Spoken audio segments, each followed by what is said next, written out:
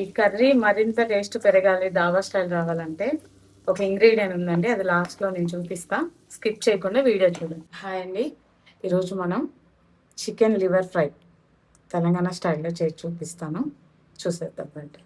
ముందుగా ఆయిల్ పోసుకుందాం, చెక్క ఆకు వేసుకుందాం, ఉల్లిపాయ వేసుకుందాం, పచ్చిమిర్చి వేసుకుందాం, ఇందులో 2 కరివేపాకు వేసుకుందాం, స్పూన్ అల్లం వేసుకుందాం, పసుపు వేసుకుందాం, పచ్చివాసన పోయేంత వరకు బాగా వేసుకుందాం.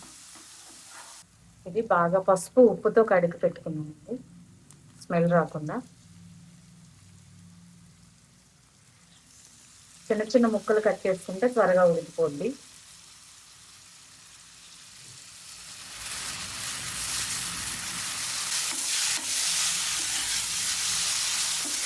ఇప్పుడు ఇలా ఒక 5-10 నిమిషాలు బాగా ఉడికించుకుందాం.